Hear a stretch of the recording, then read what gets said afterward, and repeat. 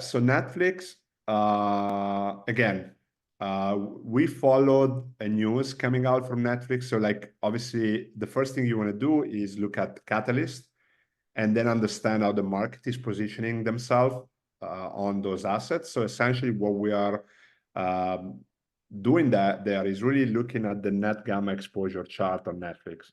So following the news that we read, we are looking at X.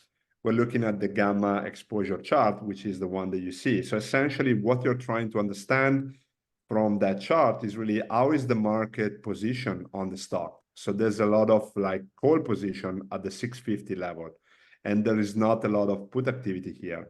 We can also go back in time and understand how the position has changed the day before. So as you can see, for example, you see a big roll up of calls above the 650. So 2 days ago, we had a lot of call positioning. So the core resistance was at the 620 mark. Yesterday, with the data from yesterday, now we look at the 650. So monitoring those shifts in core resistance level is also important because it allows you to understand the sentiment on the stock, right? So a lot of investors are moving or are closing their calls or buying calls with a higher strike, so more out of the money, right?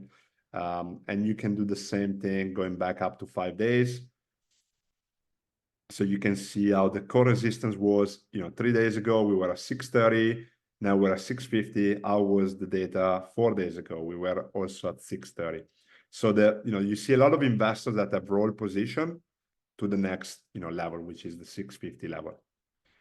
You can also do the same with the metrics. So again, going back to Barry's question, on the metrics, we can also go back historically. So we can open the table here from yesterday. Then we can go back 5 days ago, up to 5 days ago. And you can also look at the change in JAX and DAX and all the different levels as well.